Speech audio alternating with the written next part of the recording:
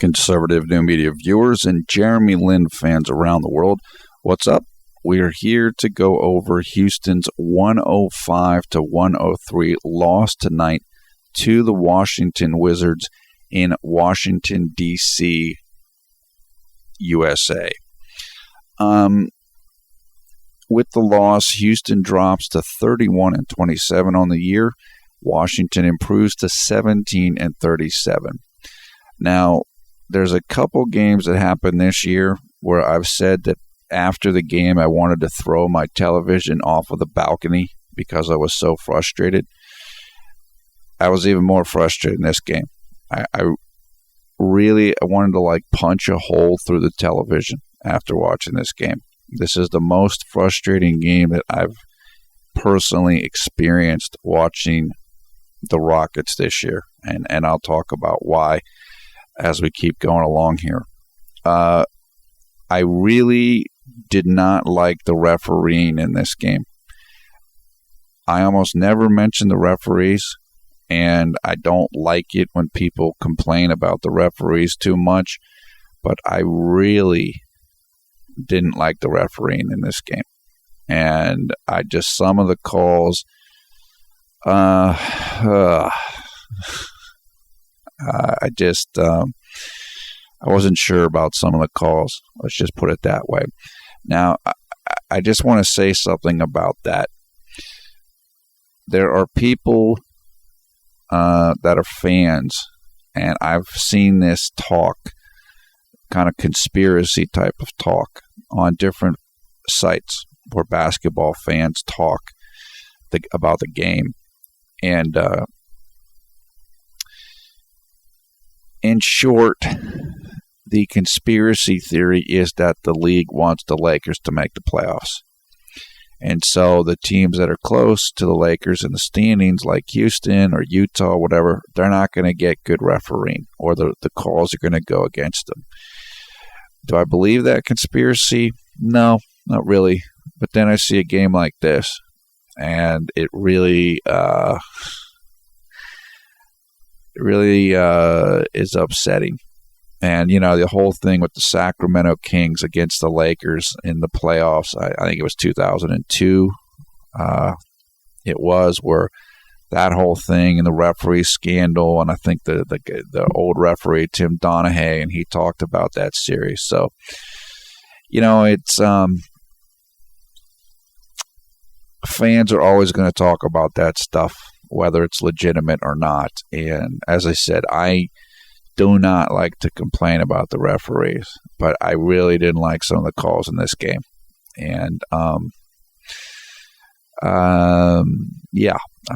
that's it. Now, I think Houston didn't help themselves. They should have won this game. Look, I give Washington credit. Washington beat the Denver Nuggets yesterday, and Denver's a very good team. So Washington's reputation this year is that they're good against good teams when they're in their own building. I think they've beaten Miami. I think they've beaten Oklahoma City. They've beaten a whole bunch of good teams this year. So it's not like this couldn't have happened. And Washington's playing much better right now than their record because they have point guard John Wall back. Some of the other guys are playing well, like Bradley Beal, the shooting guard. So they have talent. They've been injured a lot this year, but they do have talent. But again, Houston should have won this game. Houston hit 19 out of 46 three-pointers in this game. That wasn't enough. Houston led by 11 points at the half, and they were actually up by 15 points in the second quarter. That wasn't enough. Houston was outscored by 13 points in the second half of this game. And that's where it got away from them. Houston was actually up by 6 points going into the fourth quarter. So whatever about the referees and stuff, Houston still could have won this game, and they should have won it, but they didn't. Their defense wasn't good enough. Washington ended up shooting 51% from the field in this game, and Washington had about 20 more points in the paint than Houston did. I think Houston, they were a little tired from the game last night against Brooklyn, which was a big win. Now, Washington also played last night, but they didn't have to travel.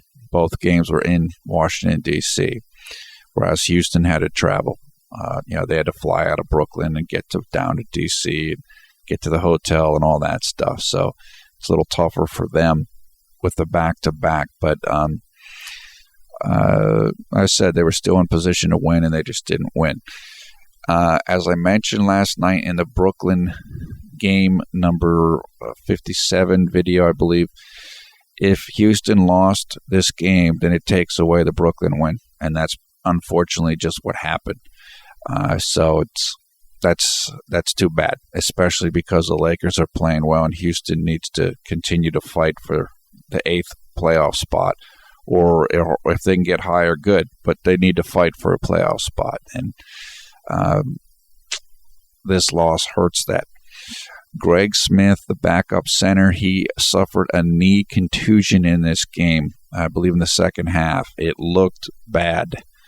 I actually thought that it could have been a knee ligament. What happened is Trevor Ariza was driving to the basket. His knee hit into Greg Smith's knee from the side, and it pushed Greg Smith's knee in a way that it shouldn't have gotten pushed. So it looked worse than a contusion. A contusion is it's like a bone bruise, and those are nasty. I mean, those can be pretty bad. Those can be injuries where you miss a couple of weeks. But having a contusion rather than having a ligament damage is much better.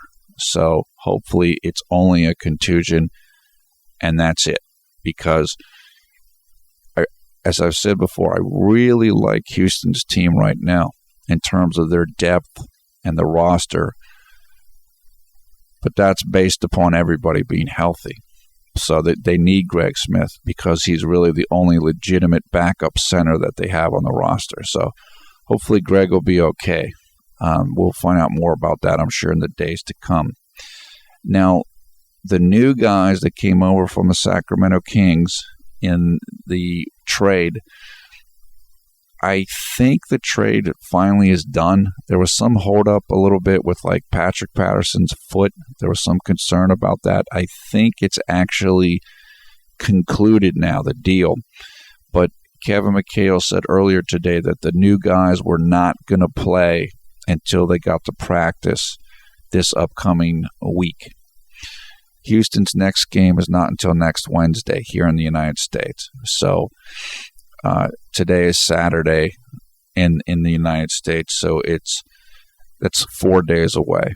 So I guess Coach McHale just doesn't want to let those guys play or put them in there until they have a chance to kind of go through practice, learn the system a little bit, etc. That's fine. I can understand that, but hopefully the deal's actually completed now, and we get to see these guys in the next game. The good news from this game, there's a lot of good news in this game, which is why this was such a frustrating loss, because there's a lot of good in this game.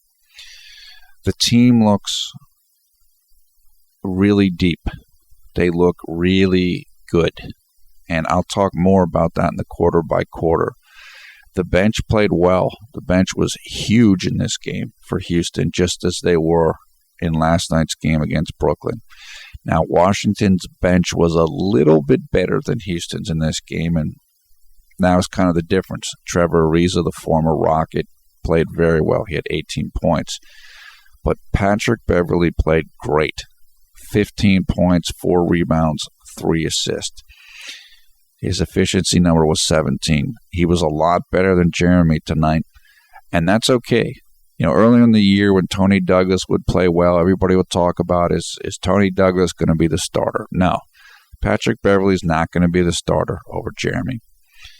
I'm not even worried about that. Don't worry about that. So we want Patrick Beverley to play well, because the better he does when Jeremy has it off games like tonight, then the team can still win. And Patrick was great in this game. He really, really played well. And I have a couple notes about him in the quarter by quarter, but just overall, he hit big shots.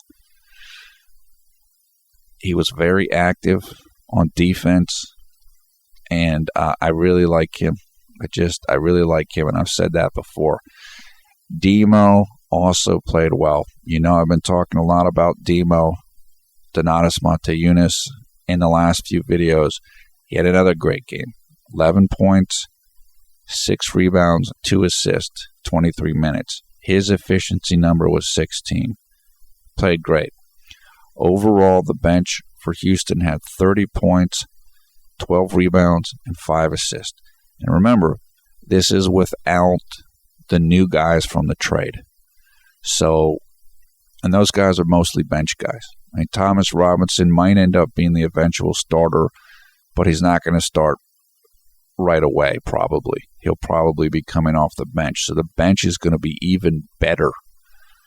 And it's really encouraging for these guys to play this well.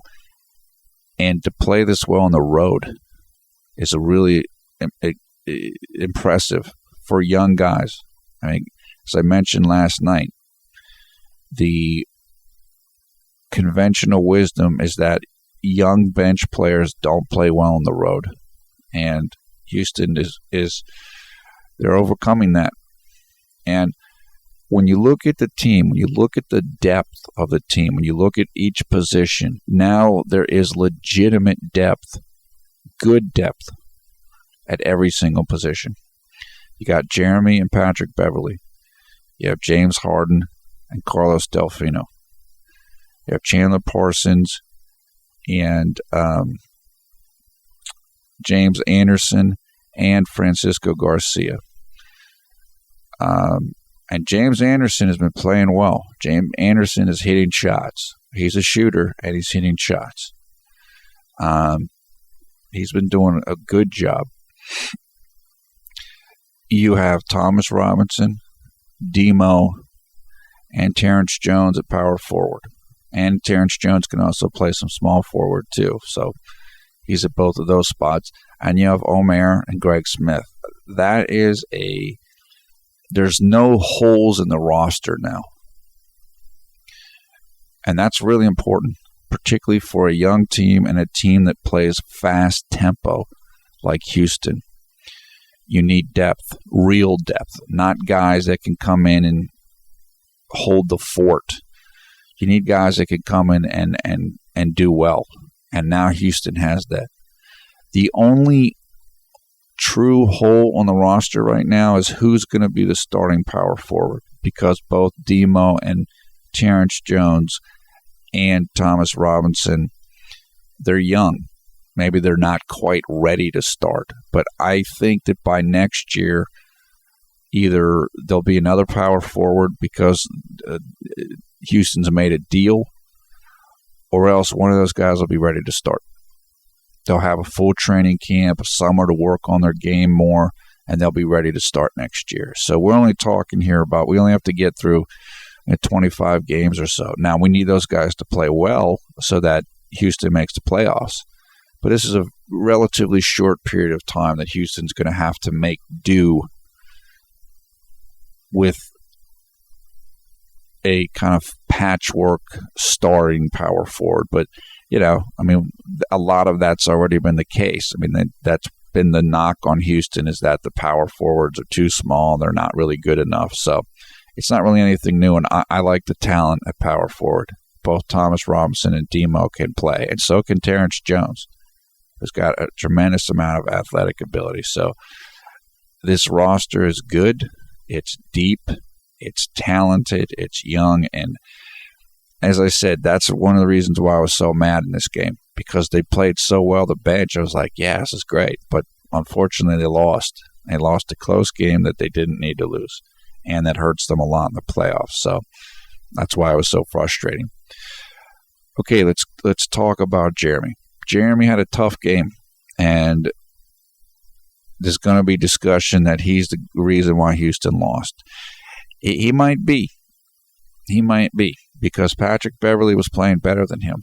And I give Coach McHale credit because he put Jeremy back in the game with about 6.5 minutes left. And that's good. That's what you want to see. Kevin McHale was showing confidence in Jeremy, and that's what we want. A lot of people complain he's not, he doesn't treat him fairly. Well, he showed confidence in him tonight, and Jeremy had a tough ending of the game. And the haters are already out. They're saying that Jeremy cost the team the game. Blah, blah, blah. It's just part of it. Part of being a young player and a young team is you're going to have nights like this. And it's, again, I wouldn't care about it except that it overshadows a lot of good in this game. And, again, Houston's fighting for a playoff spot. Now, Houston's going to be fine. Their schedule's not that bad. I would be stunned if they didn't make the playoffs. But still, it's frustrating that they lost this game. I believe that Joyce Ward said in the comments that Jeremy's been a little bit sick lately, and I believe that. He didn't look right tonight, the same way he didn't look right yesterday. He looked a little bit tired, and a lot of times he looks tired, but tonight he actually looked like legitimately tired. And his shooting's been off, so I wouldn't be surprised if he was a little bit sick or under the weather. He hasn't been himself the last couple of games. Okay, Jeremy was outplayed by John Wall in this game. Jeremy had 5 points, 1 rebound, 6 assists in 26 minutes of playing. Shot 2 of 9 from the field, 1 of 3 from three-point range. He took no free throw attempts. He had 3 steals, no block shots, 2 turnovers, 2 personal fouls. His plus-minus was -11, and his efficiency number was 6. John Wall had 12 points, 4 rebounds, 11 assists, and his efficiency number was 20. So he clearly outplayed Jeremy in this game. However, I don't consider this a revenge game situation. And the reason why it's not a revenge game is because of the history between Jeremy and John Wall. John Wall is a big reason why Jeremy Lin is in the NBA. Because Jeremy's gotten the better of John Wall a number of different times. So one game doesn't matter because Jeremy's done well against John Wall a number of different times. So I'm not worried about that. It's just not that important given how many times Jeremy's done well against John Wall in the past. Jeremy actually played okay in this game. I'm saying he didn't do that great. He didn't do that great compared to most of the other starters, and he didn't do that great compared to Patrick Beverley. But in a number of ways, he played as well or better than he played last night in Brooklyn. And as I told you guys, he was pretty good in Brooklyn. As I know Joyce Ward was pointing out in the comments of the Brooklyn game, he did play well. He just didn't shoot well. Well, and in the Brooklyn game, he didn't shoot well, and he turned the ball over too much. Well, tonight, the only thing he didn't do well was he didn't shoot well. He didn't turn the ball over a lot in this game. He was passing very well. He was controlling the flow of the offense well for Houston, which is very important. He just didn't shoot well. And Washington was playing the same kind of defense on Jeremy that Brooklyn did, which is let him shoot.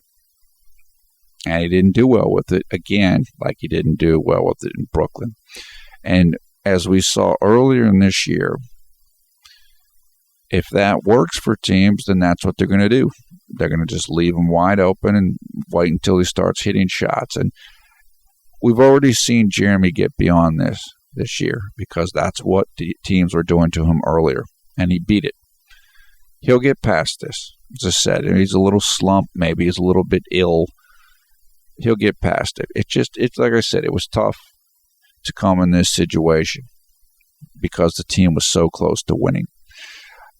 I know Jeremy said that last night was a learning experience for him. Again, Joyce Ward pointed out to an article or some comments that James Harden said and that Jeremy said, and I went and I looked up that article. It was from ESPN New York. Jeremy's like, Jeremy, the thing that's great, Jeremy knows exactly what he needs to work on and what he's not good at and what he is good at. And I mean, he's got his own scouting report, and it's absolutely correct. And he said, look, I'm going to learn from this game, the Brooklyn game. Well, that's how he'll feel about this game too. He'll learn from it. So that's cool. I mean, that's what's going to happen with a young player and a young team. So this isn't completely unexpected. It's just really annoying. And I wouldn't even care about it except the Lakers are playing well. So Houston's got to watch their spot, even though, as I said, I do believe Houston's going to be fine in terms of making the playoffs. Okay, let's get to quarter by quarter. Early in the first quarter, Jeremy had a nice pass to Chandler Parsons for a three-point shot from the right corner.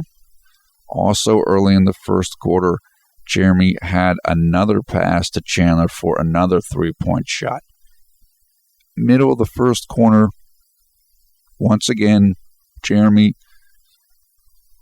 to Chandler for another three-point shot. This one was about 15 degrees to the left side of the top of the arc. Now, in the middle of the first quarter, I wrote down a note here, and I put Carlos Delfino did not get a charge call, and he was called for a blocking foul. Horrible call.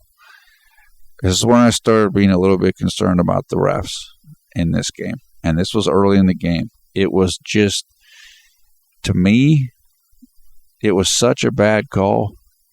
It was such a clearly wrong call. I was like, oh boy, oh no. Again, I've watched a lot of basketball, a lot of NBA basketball, and the saying in English is hometown cooking. You're at home and you're going to get the calls. And that happens all the time. It's just human nature. It's not that the referees are fixed or anything. It's just that, they're influenced by the crowd and all that stuff. That's why the home team gets better calls. But this was, I thought that this was just clearly wrong. Clearly wrong. And I just didn't have a good feeling about it. I mean, it's probably the easiest way to say it. Again, like I said, I don't like to complain about the referees. I really don't. But, that was a bad call. I mean, that's the easiest way I could say it. Patrick Beverley came into the game with 6 minutes and 2 seconds left in the first quarter. Houston was up 14-12. And again, look, Jeremy was playing well. He already had 3 assists. Now, I think he had missed some shots, but he was playing fine. That's when I started thinking, maybe he's a little bit sick. We know that Coach McHale will take him out sometimes pretty early if he doesn't think he's playing well, but he wasn't playing badly. I didn't think so. I thought the pace was okay. It wasn't perfect, but it was pretty good. And again, he already has a couple of assists going here. It's not like he's not doing anything. And when Jeremy came out of the game, he looked tired. Like he looked legitimately tired, as in maybe his energy is a little bit low from being sick. And that's when I thought, maybe he is under the weather, like Joyce Ward was pointing out. I have some notes here for the end of the quarter. Patrick Beverley is better than Tony Douglas. This is what I've told you guys. I mean, I like Tony Douglas. He seems like a really good guy. And I've watched interviews with him. He just seems like a really nice person, whatever. But Patrick Beverley is a better player than Tony Douglas. And I think you really saw that tonight. Now, I know Tony's had some games where he's done well, but Patrick Beverley really has ability. And I think he's got a clutch mentality. And he's aggressive. And in a good way. At the end of the quarter, it was James Harden and a bunch of guys from the bench. And they were dominating. And playing with pace. And as I said, this team is really coming together. in terms of the roster, the execution, the chemistry, etc. Jeremy started the second quarter, and as you guys know, earlier in the year, I would tell you that one of the problems Houston had, or the things that would come up for them, was could they score when James Harden was sitting on the bench? Because James will usually sit at the start of the second quarter. He'll play the entire first quarter, and then he'll be on the bench in the second quarter to start out. And that's when a lot of times you'll see teams make runs against Houston. I made a note right here early in the second saying, I am no longer concerned about Houston scoring with James Harden out. That is a big shift. And that goes to Houston's depth, because now they have guys that can score. Now they have guys coming off the bench, backing up James Harden. They have more people that can put the ball in the basket. And as I mentioned, James is the best one-on-one guy on the team. He's one of the only guys on the team that can really consistently beat guys off the dribble while he's dribbling the basketball and get around his guy and get a good shot. Patrick Beverley is pretty good at that. Patrick Beverley is very quick. He can beat people off the dribble. Now, it doesn't mean he's going to get a great shot because he's relatively small. Same thing with Jeremy. Jeremy can beat you off the dribble, but he might not get a great shot. But if you beat people off the dribble, then you can set somebody else up for a good shot. So if you have good shooters, if you have good athletes like a Greg Smith that can dunk at the rim and you give them the ball, then you don't have to have a bunch of guys that can beat people off the dribble. Now Houston is in a position where they can score relatively consistently without James Harden. And that's just huge. That is so important, because it means they don't have to freak out about it when James is on the bench, and James can get rest, and he needs to get rest. He plays heavy minutes, and earlier in this year, every time the Houston would fall behind when he was resting, and then they had to rush him back in, and you get tired that way. That's what you see Harden when he'd have these little things where, ISO turnover ball because he's just exhausted. And now you don't see that. And that's because the roster is better and the team has more chemistry and they're used to playing with one another, etc. And that is it's extremely important. And it's happening and it's great. Okay, early in the second, Jeremy had a nice pass to Chandler for a layup. Also early in the second, Jeremy passed out to Carlos Delfino for a three-point shot from about 45 degrees from the top of the arc to the left-hand side. I'm just looking at my notes here. As I sit here, Washington made a run in this quarter. And then Houston took a timeout. And this was early in the second. And I was thinking, okay, is Kevin McHale going to panic and put James Harden back in? Just like I was talking about. And he didn't. He didn't do that. And Houston worked their way out of it. They went on a big run right after that. So it's like I said, Coach McHale and the team itself is getting more confident that they don't have to just rely on James Harden. And that's a big development. It's a big development for them because now they know and they're confident they can score without having to always pass the ball to James Harden. That's when you get better. That's when you see real offense. That's when you see the ball moving instead of give the ball to Harden and ISO.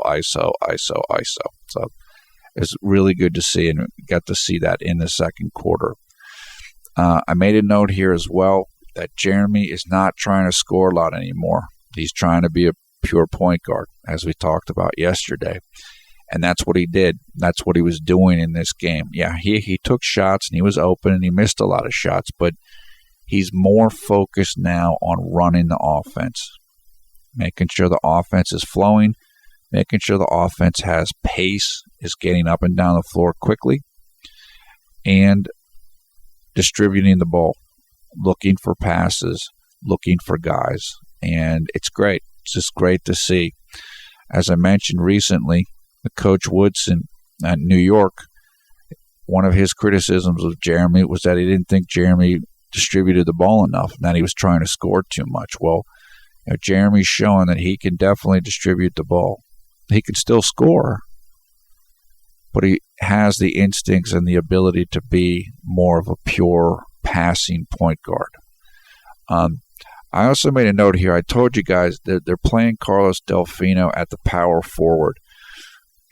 And what they're doing, it's a lot of the type of offense that you would see when Dwight Howard was in Orlando, which is Dwight Howard as the post-up guy and 4 shooters out on the perimeter. And that's what they're doing. That's part of Houston's philosophy on offense, period. But it's even more that way now that Carlos Delfino is playing power forward. It's shooters and Omer in the post. And I made a note that in some ways, Miami does this too. Miami's doing this with Shane Battier's power forward, and I brought them up the other day in the video. Houston's better than Miami at this. Now, I'm not saying they're a better team or a better offense, but in some ways they have a better setup with this type of small ball than Miami does. And the reason is that they're younger and they've got a legitimate big man. Now, Omer's not a great post-up guy yet. Hopefully he can become that. But he's a legitimate 7-footer. Miami, and he's big, bulk. Miami doesn't have that. They have to use Dwayne Wade and LeBron at post-up guys, which is good. LeBron can get a double team. The whole goal of that offense is for the guy that's posting up to draw a double team. Because if somebody comes down to help on him, then the shooter's open, and you pass the ball up to them, and they hit a 3-point shot or a 2-point shot. But it's all reliant on the post man being able to do his job. If they cover him with one guy, then he needs to be able to score on post-up moves. And then if they have to double team him, you hit shots on the outside. Actually, Houston, back when Akeem Olajuwon played for Houston, that's the same offense they ran. And I remember that back in the mid-'90s. It's the same type of offense. That's what Orlando ran with Dwight Howard then, and that's what Houston's basically running now with Carlos Delfino playing at the power forward spot. And it's the same thing Miami's playing basically right now too. And it's a good offense. It's effective, but it definitely relies on the post-up man being able to draw a double team. And as I said, Houston, when Omer Asik can really be a legitimate threat posting up, then it's going to really become a deadly offense for Houston. That might take a year or two, or it might, if Houston gets Dwight Howard in the offseason, well, that'll speed up that process pretty quickly. But it's good. Houston has a number of different ways they can play, and this is the way that they're playing right now. Okay, Patrick Beverley came in for Jeremy with 4 minutes left in the half. And he started doing great again right off the bat. He was hitting threes, a couple threes then. He was just doing great. And again, I'm thrilled for that. That is really good to see because, again, as nice of a guy as Tony is and was, you didn't know what you were going to get all the time when he came in. And Patrick Beverley, I feel that we're going to get more. And that makes everything easier for Jeremy, and it makes everything easier for the team. Okay, Jeremy started the third quarter. He had a very nice move early in the third quarter. He had a drive from about 45 degrees to the right-hand side. He drove to the hoop, and he had a nice little scoop layup. And what he did on the play was he recognized that the center, the second defender, if he got past his man, was out of position. And Jeremy recognized that if he could beat his man off the dribble, he'd have an easy layup. And that's exactly what he did. I think Nene was playing center at that point, and he tried to get back, but it was too late. Jeremy beat him to the spot. So that was a really nice play by Jeremy. Not only was it a nice move, but it was good recognition. He realized what the situation was, and he exploited it. Middle of the third quarter, Jeremy had a really good steal, and then he drove the length of the court. He did that little stop and pivot move, and he got fouled during that play. It wasn't a shooting foul, though, so he did not get to shoot, but it was a good play by him to make the steal and draw the foul. Also, middle of the third quarter, Jeremy hit a catch-and-shoot three from a Chandler Parsons pass to about 10 degrees right of center. That came with 6:24 left in the third quarter and gave Houston a 69-61 lead at that point in time. Right after that, Patrick Beverley came back in the game for Jeremy, and he was doing well again. Patrick, just like Jeremy, is good at rebounding, and he had a couple of, at least one or two nice offensive rebounds, which is really good to see from somebody that's relatively short, but he's got a knack for getting the ball, and he did that in that sequence in the third quarter. As I said, Patrick Beverley, he has a lot of confidence. He's got a lot of swagger in a good way, and you could see it tonight. He played great. Late in the third period, that is when Greg Smith hurt his knee, and it looked bad just from the way he was reacting to it. I mean, he was down on the ground for 5 minutes. So it's like, oh, man, is it an ACL knee injury? It's like, oh, but again, if it is only a contusion, good. Again, that he might be out a bit for that, but it's a lot better than tearing a ligament. So we'll see what happens. Late in the third quarter, Demo drilled a huge three-point shot off of a pass from James Harden. And as I said, look, I mean, Demo, you guys know how much I've been talking about him and singing his praises. He's just so skilled. He can shoot three-point shots. He can do great post-up moves. He can pass.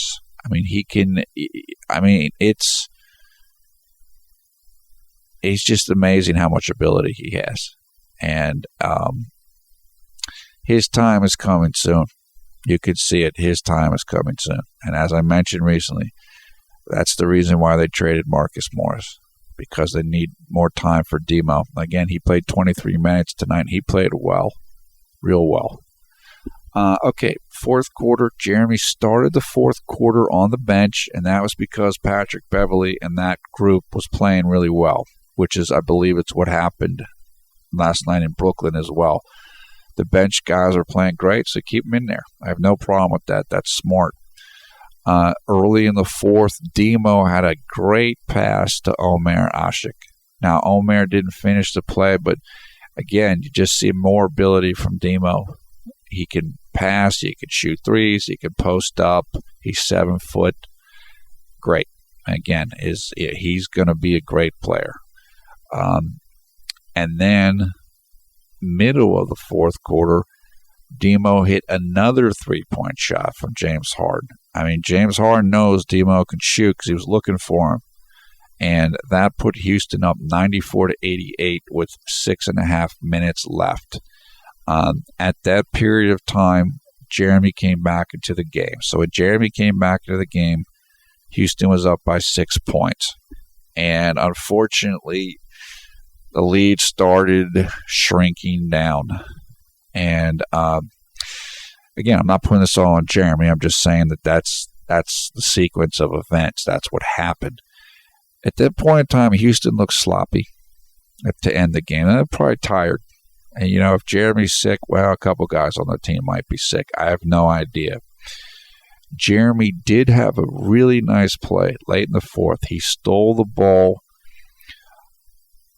He was matched up with Nene on a switch. Jeremy got switched onto Nene on defense. And Washington was trying to get the ball to Nene because they saw Jeremy was guarding him. But when they passed the ball into Nene, Jeremy stole it, and it was great. It was a really smart heads-up play. Soon after that, Jeremy missed a three-pointer that was open or whatever. Then we had another one of these questionable, at least to me, calls from the referee. Jeremy, and this is late in the fourth, which means less than 4 minutes to go in this game. This game was very close at this point in time. It was just a couple points either way between each team. Jeremy got called for a block. When two guys run into each other, offense, defense, it's either going to be a charge on the offensive guy or a blocking foul on the defensive guy. Jeremy got called for a block on, again, I could see a reverse angle or something, but it clearly looked like a charge. It just clearly looked like a charge. So that play occurred, and I believe that it led to John Wall getting 2 free throws. That put the Wizards up 99-96. Then James Harden came down and hit a 3-point shot. That tied it up. Then Houston got another blocking call against them that looked questionable right after that. After that, Jeremy had a tough turnover. He just made a mistake. He jumped up and he passed the ball, and he passed it to the Wizards. There's a very fundamental rule in basketball that's taught to players, and that is don't jump to pass the ball, because usually bad things happen. If you're jumping up, because if you jump up, you have to do something, or else if you come back down, that's a travel. So if you're jumping up and you're not going to shoot, you must pass. And usually when you do that, bad things happen. And that's what happened to Jeremy on that play. After that, the score was 101-101. Then another weird blocking call on Houston, on Omer. I think that put Washington, they got 2 free throws. They hit them both. They were up 103-101. Then Jeremy had a very nice defensive play on John Wall. He forced John Wall into a pretty bad miss. And, Houston got the ball back. They were down by 2 points, and there were 32 seconds left in the game. Houston took a timeout, and after the timeout, James Harden had an isolation play, and he scored a layup on a really nice play. That made the score 103-103 with 22 seconds left. At that point in the game, Patrick Beverley came in for Jeremy. The reason why that was done was because they wanted Patrick Beverley playing defense against John Wall, because he's a little bit quicker than Jeremy. And again, he had a good game, but that substitution was done for defense. It wasn't done because Jeremy wasn't playing well. It was done because they wanted Patrick Beverley to play defense, because with only 22 seconds left in the game, there's no shot clock. So it's basically either Washington's going to score or you're going into overtime. And so it's one sequence, and Coach McHale wanted Patrick Beverley to play defense, and that's fine. I have no problem with that at all. And once again, we got another referee call against Houston with about 6 seconds left. And there were two shots for, I believe, Emeka Okafor. He hit one of them. He missed the second one, but Washington got the offensive rebound. And then they got fouled again, and I don't know. They made two shots. Houston was out of timeouts, and it was, it was over. Basically, it just look. There were 3 or 4 calls down the stretch of this game that didn't help Houston. Let's just put it that way. And they were close calls. These weren't obvious calls. And I just said, look, this is part of the reason why I was so frustrated. It was everything. It was the bench played great, but Houston lost, so it doesn't matter. It's just it kills it. It kills all the positive vibes. And the referees. And Houston dropped a game that they should have won, and that they were leading by 15 points at one time. And Jeremy had a tough game. It's just everything. This is why I was so frustrated about this game. As I said, I think Houston will get beyond this. And look, I'm glad. I had to be on the phone for about an hour after this game, and the person called while I was making the video. I was like writing up notes, and it's probably good that I had an hour to cool off, because I was extremely upset after this game. Upset, like I said, more than any other game this year. I had that one game, and people were saying, "Oh man, he's lost it." I don't remember. It was the game where the Houston was on the losing streak, and I was like, they got blown out by somebody, Utah or something. I'm like, what in the world happened? I was mad in that game. After that game, I was more upset in this game, just because of all the circumstances. So overall, it's a tough game. It's a learning experience for the whole team. They just let down enough to give Washington a chance. And Washington, again, give Washington credit. They played well. And Houston should be fine, given everything, given their schedule and everything. They should be fine.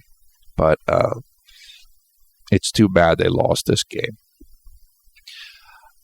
Also annoying to me was the Greg Smith injury, because everything's coming together for the team. It's like, if they can just stay healthy, they're going to be cool. Well, there goes Greg Smith. So that added to my frustration tonight. I'm sure the team's frustrated. I'm sure Jeremy's frustrated. I'm sure he's going to be feeling like he cost the team the game, even if that's not true. I don't know if it's true or not, but even if it isn't true, I'm sure Jeremy's going to feel like that, just because I think he puts a lot of pressure on himself and expects a lot out of himself. Okay, right now it is actually 12:00 midnight here on the East Coast of the United States, going from Saturday, February 23rd into Sunday, February 24th, which means it is I was going to say it's noon in Taipei, but it's not. It's 1 p.m. in Taipei on Sunday, February 24th, which means it's 4 p.m. where Dai Sun is in Sydney, Australia. Let's do some comments and questions. Now, I'm only going to do a couple just because I'm too frustrated. What I'll do is, and these are actually going to be comments from the comment number 2 video. There's a whole bunch of comments I'm not going to address right now from the Game 57 video against Brooklyn. What I'll do, though, is since the next game is not until next Wednesday here in the U.S., which is early Thursday in Asia, I will do a comment video, and I'll address the comments from Game 57 video and from this video, which is Game 58. Like I said, I got to calm down a little bit still, even though I've had some time to cool off. So these are comments from the comment 2 video that I didn't get to answer. Mr. Hunvaraya, thanks again for the props. I'm really glad that you enjoy the videos. As I've said, I enjoy making them, and I enjoy interacting with people in the comments and just responding to people. This is what it's all about. Jack's cool. I'm happy to read and address all the comments. Like I said, look, that makes me happy. People are happy and excited when I talk about them in the videos. Well, I'm happy that people are responding to the videos, and talking about the games and talking about Jeremy. I love reading the comments. I mean, that's what it's all about. As I said, I mean, that's why we're here. We're all Jeremy Lin fans and Houston Rockets and NBA fans, and it's we're all here to interact, share what we know, and share the experience. Itamax64 from Hong Kong. Thanks a lot for the nice words, and I like the phrase "Go J-Lin and go CNM."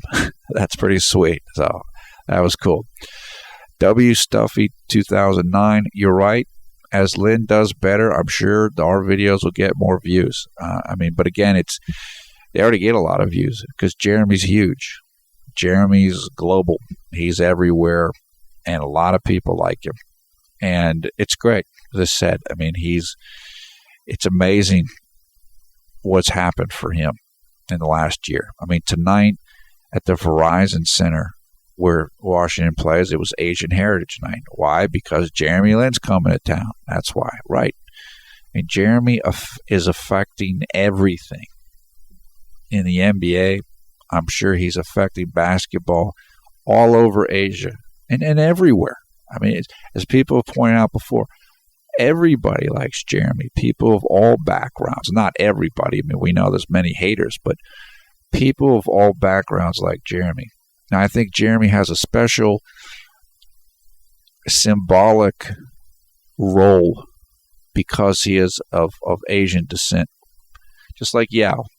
I mean, it's people, other people of Asian descent. I think it's inspiring for them because there hasn't been that many people of Asian descent that have succeeded in the NBA or have even made it to the NBA. And so for Jeremy to do Linsanity 1.0, it's very inspiring. He's a pioneer, as we pointed out. So he's affecting millions of people. And it's great. Like I said, it's a phenomenon, and he's going to keep getting better and better. And again, nights like tonight are going to help him get better.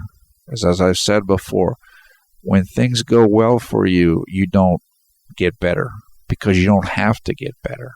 But when things go poorly for you, that's when you get better because you're forced to change and adapt.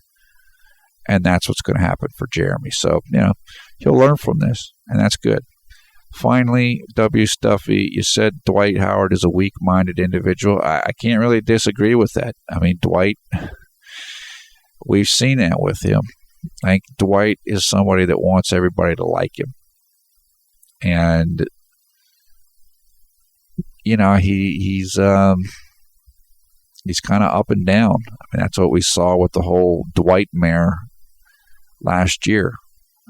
He's staying, he's going, he's staying, he's going. He's not sure where he's going to go and this, that. So I do think, though, as I've said, I think if he played in Houston, I think he'd be pretty comfortable. Because, again, Houston is a big market. It's number 4, I believe, in the U.S. behind New York, L.A., and Chicago. Yeah, and in fact, I think it's even a bigger market than the Bay Area, which is a huge market. I mean, I lived in the Bay Area. I know how big it is. So it's not small, but it's not the same type of focus that you get, particularly in New York and L.A. I think Dwight would do better in that type of a circumstance than he would probably do in L.A. So it's just like for Jeremy. I mean, Jeremy's still thriving, and there's still insanity, and his popularity is growing around the world, but it's not like living in New York, where every little move you make, people are going to write about and talk about. So I think if Dwight came here, if Dwight went to Houston, he'd be all right. He'd be all right. Okay, the next game is, as I mentioned, next Wednesday, February 27th, at 8 p.m. Eastern Time in the United States, which means that it's early Thursday, February 28th in Asia. That game will start at like 9 a.m. in Taipei, Taiwan. So that's 4 days away. So again, there'll be time. And the good thing for the team is they'll have time to practice. They'll have time to rest. The game is in Houston, so they'll fly back home, sleep in their own bed instead of being in the hotels. And let's get these new guys in. Thomas Robinson, Francisco Garcia, Tyler Honeycutt, and let them get some practice time, and let's get him in the rotation, particularly Thomas Robinson. I'm really eager to see what he can do, and I think he's going to fit in really well with this team. So, Milwaukee's a decent team. They're not a great team. They have offensive talent in their backcourt with Monte Ellis and Brandon Jennings. Houston should win that game, and hopefully they will win it. Get a little distance away from this loss tonight, which I'm sure is going to sting all the players and the coaches. And that's it. Like I said, I will be doing a comments video either tomorrow or Monday here in the East Coast, here in the USA. So look for that. And your comments below, thumbs up, thumbs down in this video. We'll have full information in the video description below the video player, so you can join our Conservative Media Facebook group. Check out video highlights, box score, game stories of tonight's game against Washington. I am Paul F. Villarreal, the NBA expert. Thanks a lot for watching Conservative New Media. We strive to be the #1 Jeremy Lin YouTube fan channel. As I said, very frustrating game. Very frustrating. I think overall Houston's going to be fine. And there were a lot of positives in this game tonight, even for Jeremy. Even though he had a tough game, he passed the ball well. He controlled the offense pretty well. And he's improving. It is a tough night tonight. The bench played great. This roster is getting better and better. And that means going forward, this team is going to be better and better. Look, realistically, the goal for Houston this year is to make the playoffs. Could they pull an upset in the first round? They could, but it's probably not going to happen, realistically. So the goal is get through the next 25 games or so, get a playoff spot, and go in and do as well as you can in the playoffs. And then it's about building for the future. So I love where this team is at. This team is doing good. And look, give the coaching staff credit. Now, they're part of it too.